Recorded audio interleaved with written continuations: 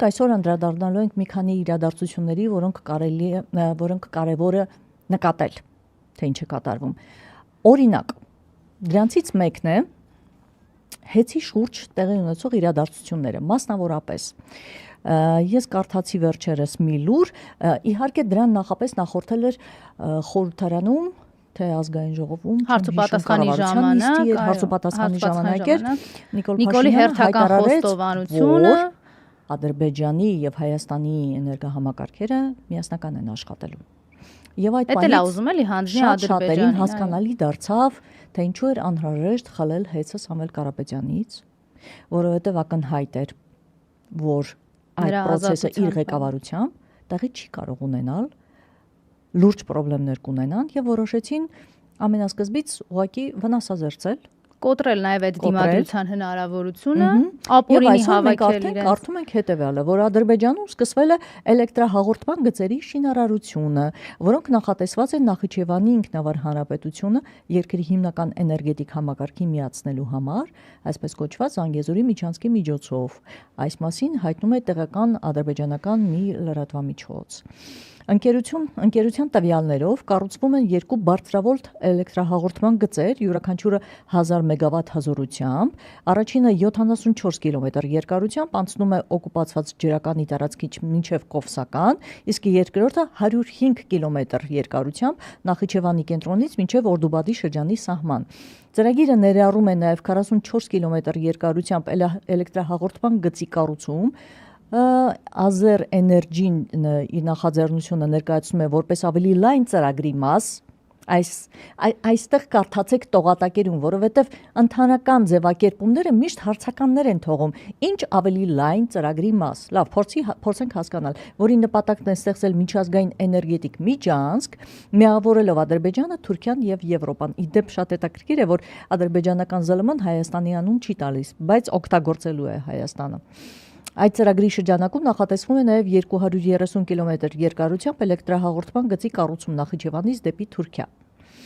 Զարգացումները տեղի են ունենում Նիկոլ Փաշինյանի ավելի վաղ հայտարարությունների ֆոնին, որոնցում նա հրապարակայնորեն խոսել է հայկական եւ ադրբեջանական էներգետիկ համակարգերի հնարավոր միավորման մասին։ Այս հայտարարությունները քննադատության են արժանացել Հայաստանում, որտեղ ընդդիմախոսները նախազգուշացրել են, որ նման ինտեգրումը կատարող է խաթարել Հայաստանի էներգետիկ ինքնիշխանությունը Ադրբեջանի կողմից շարունակվող քաղաքական եւ անվտանգային ճնշումների պայմաններում։ Հիմա արի մարդկային լեզվով մարդկանց բացատրենք այս բարդ քաղաքական տերմինները ինչ են նշանակում։ Հիշում եք ինչ էր տեղի ունենում Արցախում եւ շրջափակման մեջ էր 1 տարի, ինչ էին անում,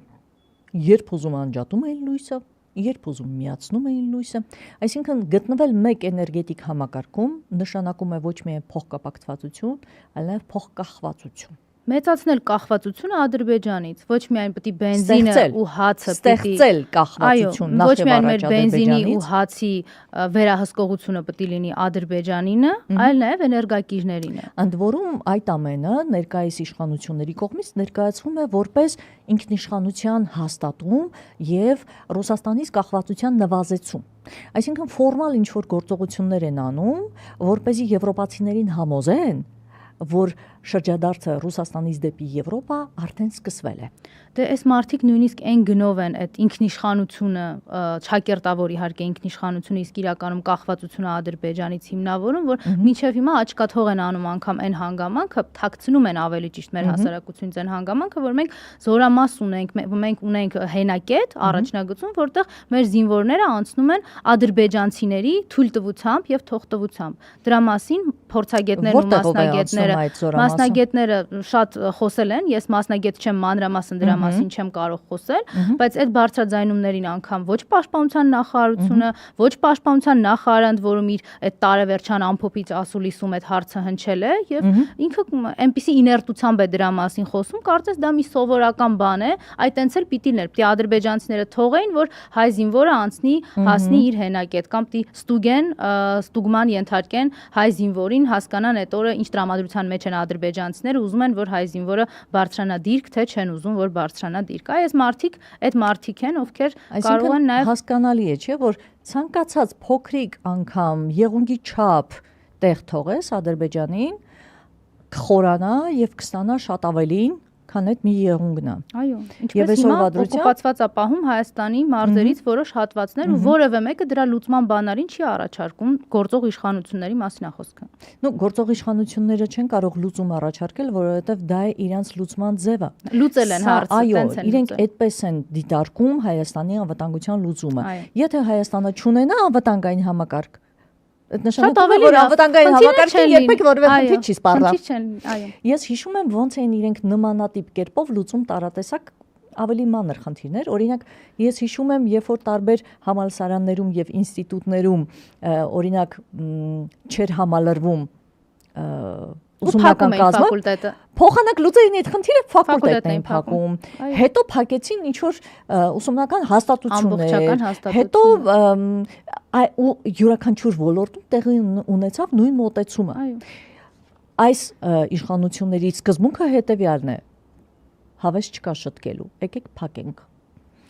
Չեն կարող խնդիրը լուծել, եկեք փակենք։ Դե ընդհանուր առմամբ Հայաստանի պետության փակման, քանի որ ծրագրով են եկել, դե կամաց Իմիջիալոց ֆակուլտետներից ես դա որպես կատակ չեմ ընդունում, ոչ էլ որպես սարկազմ, Ես էլ որովհետև դա ամենևին ծրագրերից կատակ։ չէ, դա ծրագրերից մեկն է վերջ տալ օրինակ երրորդ հանրապետությանը։ Այո։ Իսկ երրորդ հանրապետության վերջ տալը տալը հիմնադրույթները, հռչակագիրը եւ ավարտել երրորդ հանրապետությունը, որովհետեւ երբ որ դու փակում ես երրորդ հանրապետությունը, դու փակում ես նաև երրորդ հանրապետության հետ կապված բոլոր մեղադրանքները, որ քեզ ուղված են, դու այլևս պատասխանատվություն չես կրում, դու արդեն նորից սկսում ես քո սիրած զրոյական կետից։ Չկան մարդիկ, ովքեր կունենան հիշողություն, Չէ, մարդիկ դեռ կան Չէ, մնացածը կլինեն բանտերում, ովքեր իրեն կխանգարեն այդ ընթացքում, 4-րդ հանրապետությունում չեն կարող։